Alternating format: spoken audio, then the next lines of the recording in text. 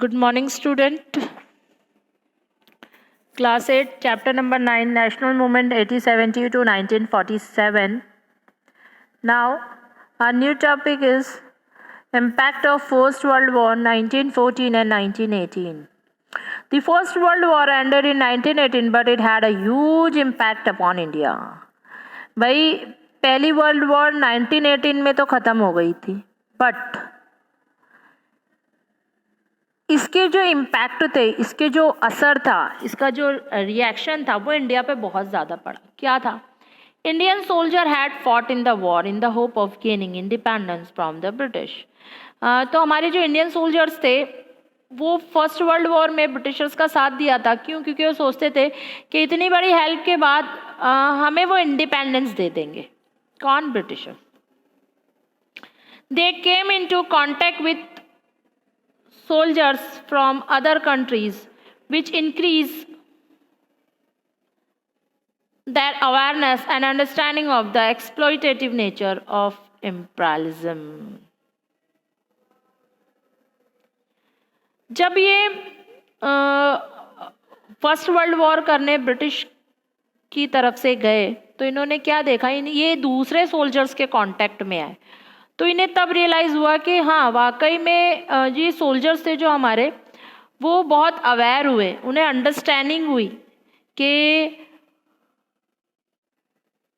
हम कितना गलत कर रहे हैं या हम पर कितना गलत हो रहा है, हम नेचर को कितना हार्मफुल कर चुके हैं. तो ये सारे सिस्टम इन्हें रियलाइज़ हुए. वो तो ऑब्वियस है, जब हम किसी अदर के कांटेक्ट में आते हैं तो हमें कुछ अच्छी चीज़ों के बारे में भी पता चलता है, कुछ बुरी चीज़ों के बारे में भी पता चलता है. The government increased taxes in order to meet the rising defense expenditure. Government ने क्या किया? टैक्स बढ़ा दिए. भाई कि वर्ल्ड वॉर में बहुत खर्चा हो गया, अब टैक्स में बढ़ा रहे हैं क्योंकि खर्चा बहुत हो गया. रिजल्ट क्या आया? This in turn resulted in a sharp rise in prices which affected the common people. Taxes बढ़े तो टैक्स देने के लिए अब शॉपकीपर्स हुए, बहुत सारे जो दूसरे मर्चेंट्स होंगे, शॉपकीपर्स होंगे, इंडस्ट्रीज़ के होंगे, तो वो क्या करेंगे? अब टैक्स देना है तो गुड्स के पर दाम बढ़ा दो. उन्होंने अपनी चीज़ों के दाम बढ़ा दिए. चीज़ों के दाम बढ़ा दिए तो सीधा सीधा प्रॉब्लम कौन फेस करा? Common people. This is the industrial classes had benefited from the war because there was a demand for industrial goods. After the war, this section demanded more opportunity for them to develop. Industrial में growth आ गया world war के बाद, क्योंकि बहुत demand हो रही थी. Demand जैसे आयरन्स के वेपन्स वगैरह की डिमांड थी वो वर्ल्ड वॉर में. वर्ल्ड वॉर के बाद क्या डिमांड हो रही थी? भाई बहुत सारे डिमांड थी, क्योंकि बहुत सारी कंट्रीज़ जो थी वो डिफीट हो चुकी थी, हार चुकी थी. तो जो कंट्रीज़ विन हुई वो ज़्यादा से ज़्यादा सामान बनाने लगी बाकी कंट्रीज़ की बेसिक नीड्स को पूरा करने, तो इंडस्ट्रीज़ बहुत ग्रोथ हो गई. One of the most important consequences of the war was the impact of socialist ideas on the nationalist movement. In 1970, a revolution took place in Russia which resulted the formation of a socialist form of government. Russia promised to extend support to all nations fighting for their freedom. क्या देखा first world war के बाद? क्या देख रहे हैं कि जो रशिया है आफ्टर फर्स्ट वर्ल्ड वॉर और ड्यूरिंग फर्स्ट वर्ल्ड वॉर 1970 में, वहाँ पर खुद एक नेशनल मूवमेंट स्टार्ट हो गई. और नेशनल मूवमेंट स्टार्ट हुई तो वहाँ के जो लोग थे वो डिमांड करने लग गए डेमोक्रेसी की. वो मोनार्की नहीं चाहते थे और डेमोक्रेसी के लिए एक नेशनल मूवमेंट स्टार्ट हुई. और ये नेशनल मूवमेंट इतनी जुड़ी कि पूरे रशिया में हम ये देखते हैं जगह जगह इस मूवमेंट को एक्सेप्ट किया गया. और इंडिपेंडेंट किंगडम सबने बना लिया, सबने अपनी मोनार्कियल सिस्टम को छोड़ के डेमोक्रेसी फॉर्म ऑफ गवर्नमेंट बना ली. सोशलिस्ट का मतलब होता है कि अब जो है रूल जो है कुछ पीपल्स के हाथ में होगा। अब मोनार्की पर्टिकुलर डिक्टेटरशिप नहीं चलेगी, अब कुछ ऐसे ग्रुप बना दिए, ग्रुप अब रूल करेंगे समाज के हितों में, ठीक है। Gandhi and the nationalist movement, अब गांधी जी एंटर करते हैं। Gandhi returned to India in 1950 from South Africa. He spent the first year touring the countryside to understand the need of the people. Gandhi came to certain conclusion. Gandhi ji देखो south Africa से वापस आए 15 में। अब ये आते हैं तो एक साल तक वो हमारी कंट्री का यानी इंडिया की यात्रा पे निकलते हैं, हर जगह जगह घूम कर आते हैं। देखता हूँ मैं कि पहले प्रॉब्लम है क्या। जब वो भ्रमण कर कर आए उन्होंने कुछ कंक्लूजन निकाला, यानी उनका कुछ रिजल्ट निकला। रिजल्ट क्या था? The national movement needed a strong leader, कि भाई कंट्री में मूवमेंट तो चल रही है, लोग आज़ादी चाहते हैं, बट कोई एक स्ट्रॉन्ग लीडर नहीं है, स्ट्रॉन्ग लीडर की ज़रूरत है। The masses had to be involve in the movement for it to be successful, यानी ये जो मूवमेंट है ना, अब मूवमेंट को एक मासेस बनाना है। मासेस यानी मूवमेंट को बहुत बड़े तौर पे करना पड़ेगा, तब जाके कंट्री में इंडिपेंडेंट मिलेगी। Hindu Muslim unity had to be फॉक to put forward a united movement. Hindu Muslim की यूनिटी टूट चुकी है, इन दोनों को एक मंच पे लाना पड़ेगा, इन दोनों कम्युनिटी को एक करना पड़ेगा, तो जाके हम इंडिपेंडेंट ले सकते हैं। देखो बेटा, कोई गलत बात नहीं है, ये हमारे स्कॉलर्स भी यही समझते थे कि हिंदू और मुस्लिम्स सिर्फ हमने रिलीजियस एक्सेप्ट किया है, ऊपर वाले ने बनाया तो कॉमन ही है, वही 2 आइज 2 लेग्स 2 हैंड्स, ठीक है। तो जब ऊपर वाले ने बनाने में फ़र्क नहीं किया, हमने नीचे आके हमारे अलग अलग रिलीजियस, देखो सब एक ही मानते हैं। आप हिंदूज़ की बात करें तो कहते हैं भगवान एक है, मुस्लिम्स की बात करते हैं खुदा एक है, तो हमने नाम अलग अलग दे दिए। हम है तो एक ही अर्थ पे सरवाइव कर रहे हैं। सबको अगर मान लो हिंदू की बात करते हैं तो वो कहते हैं कि भगवान ने धरती बनाई, मुस्लिम्स की बात करते हैं वो कहते हैं खुदा ने धरती बनाई, क्रिश्चियंस की बात करते हैं वो कहते हैं जीसस ने धरती बनाई, यानी सब मानते हैं कि उनके गॉड ने बनाया। तो ये भी तो मानते हो ना कि भाई अगर तुम्हारे गॉड ने बनाया है, तुम्हारे खुदा ने बनाया, तुम्हारे भगवान ने बनाया, तो तुम्हारे पास वाले को, तुम्हारे दूसरे रिलीजियस वाले को भी तो उसी ने बनाया होगा। तो जब उसने बनाने में फ़र्क नहीं किया तो रिलीजियस बेस पे तुम क्यों फ़र्क कर। तो यूनिटी जो है बहुत बेस्ट चीज़ होती है। आगे बढ़ते हैं। Gandhi won the confidence of the peasant and worker by supporting their cause at Champaran, Ahmedabad and Kheda were the successfully won concession of them in 1917 and 1918। Gandhi ji ने सबसे पहले क्या देखा कि सबसे ज़्यादा प्रॉब्लम में फार्मर पीजेंट्स हैं, भाई चलो इनकी मदद करते हैं। तो सबसे पहली मूवमेंट इन्होंने स्टार्ट की चंपारण, जो बिहार में है। वहाँ के जो फार्मर्स थे वो बहुत परेशान थे। फिर ये अहमदाबाद में गए, फिर ये खेड़ा में गए। चंपारण के फार्मर्स जो थे, इंडिगो फार्मिंग उनसे ज़बरदस्ती करवाई जाती थी उनके लैंड पे। इंडिगो यानी नील की खेती, तो जो कलर डाई करने के काम में आती है, तो इसकी ज़बरदस्ती खेती करवाई जाती थी। फार्मर्स जो नहीं करना चाहते थे उनसे उनकी लैंड छीन ली जाती थी। तो यही सब कुछ चल रहा था फार्मर्स के साथ में, पीजेंट्स के साथ। तो ये गांधी जी को नहीं अच्छा लगा। गांधी जी ने एक मास मूवमेंट स्टार्ट की और इन्होंने फार्मर्स को 1970 to 1918 तक पूरी तरह से जस्टिस दिला दिया।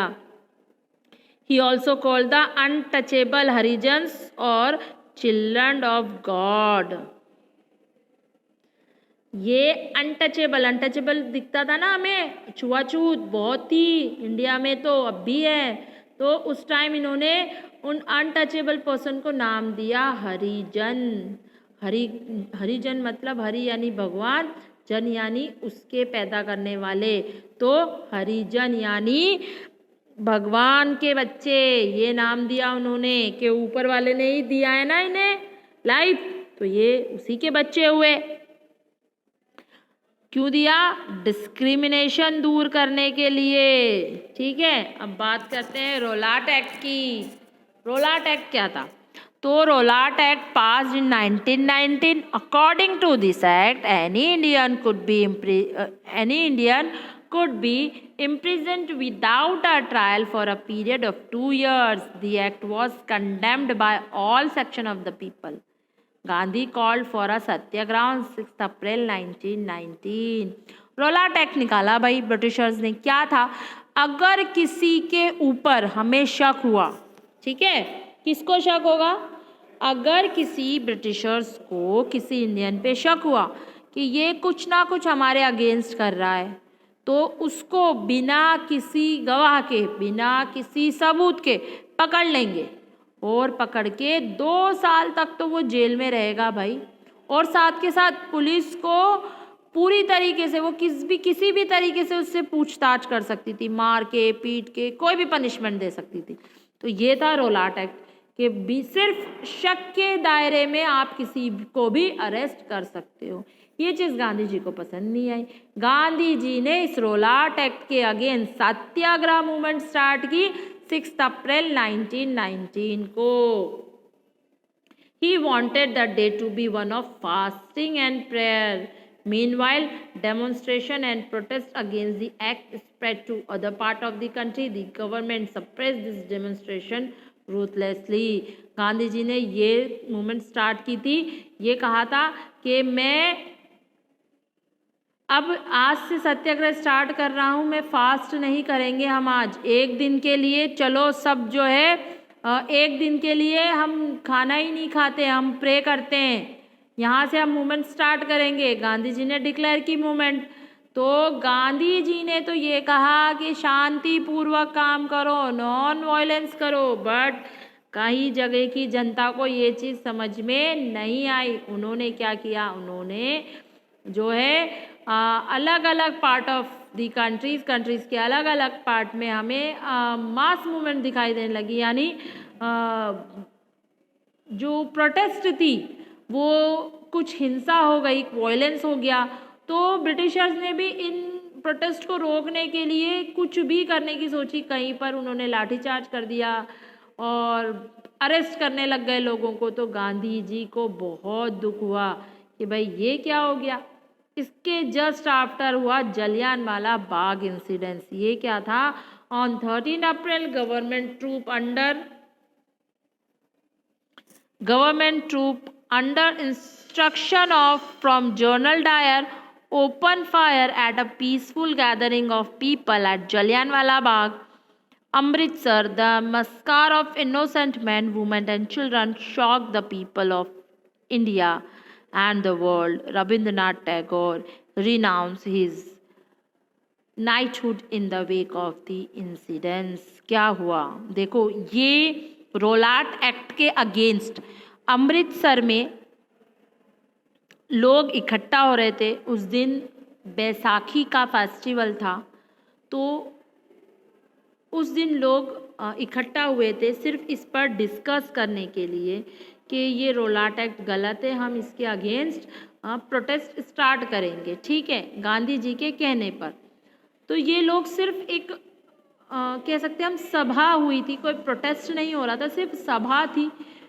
कुछ लीडर्स आने वाले थे स्पीच देने के लिए, तो लोग वहाँ इकट्ठा हो रहे थे। इकट्ठा ज़्यादा इसलिए हो गए, फेस्टिवल का दिन था, बैसाखी थी, मेले वगैरह लगे हुए थे, फेयर वगैरह लगे हुए थे, तो लोग घूमने आते हैं, तो वो भी स्पीच को सुनने के लिए वहाँ आकर जमा हो गए।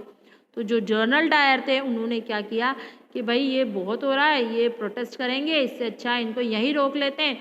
उन्होंने क्या किया कि प्रोटेस्ट स्टार्ट की, और प्रोटेस्ट स्टार्ट नहीं की, सॉरी, तो जनरल डायर ने क्या किया, उस जलियांवाला बाग जहाँ पर ये सभा हो रही थी, मीटिंग हो रही थी, वहाँ के सारे गेट क्लोज किए और एक गेट ओपन रखा जहाँ वो अपनी पूरी आर्मी को लेके खड़ा था, और इसने ओपन फायर का ऑर्डर दे दिया, और वहाँ जितने लोग थे सब पर शूट एंड ऑर्डर के वजह से गोलियां चला दी गई। लोग अपनी जान बचाने के लिए कुएं में कूदे, एक के बाद एक उन पर कूदते गए, तो लोग दबकर भी मर गए।